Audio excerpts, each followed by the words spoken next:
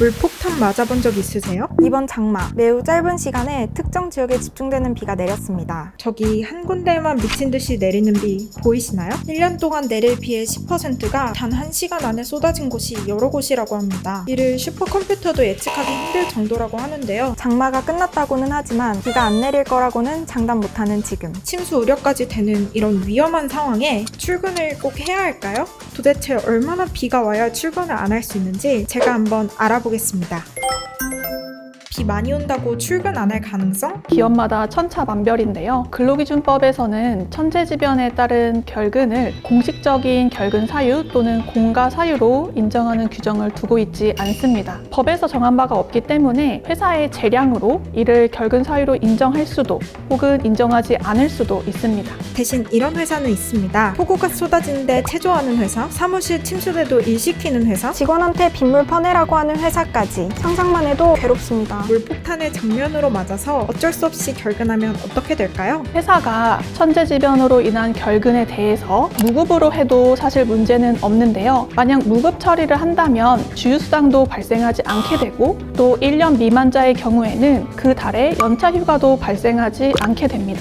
실제로 천재지변으로 인한 결근을 무급 처리한 사례도 있다는데요. 근로자 A라는 분이 주말 동안 제주도로 여행을 갔다가 폭우로 제주공항 모든 비행기가 결항이 됐습니다. 결국 A씨는 월요일에 출근을 하지 못했고 회사에는 폭우로 인한 어쩔 수 없는 결근이라고 설명을 했지만 법에도 사내 규정에도 정함이 없기 때문에 무급 처리한다는 입장을 고수했습니다. 안타깝긴 하지만 법에서 정한 바가 없기 때문에 회사의 무급 처리는 법적으로는 문제가 없다는 답변을 드릴 수밖에 없었습니다. 그렇다면 법적으로 제도화하는 것은 가능할까요? 현실적으로는 좀 어렵지 않을까 싶습니다. 천재지변 그리고 그에 따른 결근은 불가피한 사정인 것은 맞지만 회사의 입장에서도 예상치 못한 업무 공백으로 인해서 업무 지연이나 중단과 같은 사업 운영상의 어려움이 있을 수가 있습니다. 또 유급 처리에 따른 금전적인 부담이 회사의 몫이 되기 때문에 아무래도 법 개정을 통해서 의무화하는 것은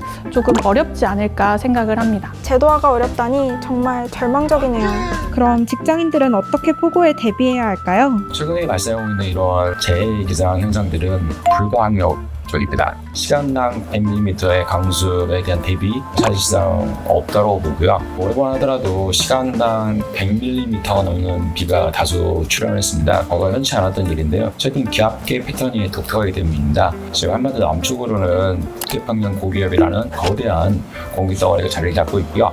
반면에 한 번 더 북쪽으로는 상대적으로 차가운 저기압이 자리 잡고 있습니다. 고기압과 저기압 사이에 정체전선이 끼어 있고요. 이 정체전선이 매우 좁게 발달하고 있습니다. 요란들이 되게 불안정되고 발생하고 있고요. 그 때문에 국지적으로 아주 강한 비가 내리고 있습니다. 강한 비가 무서워도 출근을 해야 하는데 그나마 안전하게 출근하는 방법은 없을까요? 출근을 안 하는 게 가장 안전한 방법이고요. 만약에 그게 안 된다, 저는 휴가를 내겠습니다.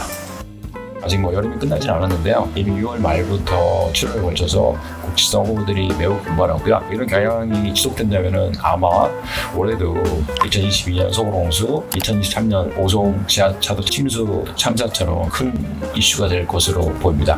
무자각정 본인의 판단에서 이동하기보다는 주위에 도움을 받는, 특히 관계 기관의 도움을 받는 것을 적극 추천드립니다. 어쨌든 물폭탄이 와도 보트를 타고서라도 출근해야 하는 저를 포함한 K 직장인들 모두 힘내시고요. 만약에 비가 너무 많이 온다 싶으면 휴가를 쓰더라도 함부로 이동하지 마세요. 평소에 궁금하지만 직접 알아보기는 귀찮은 것들 동사무소 댓글 창구로 접수해주세요.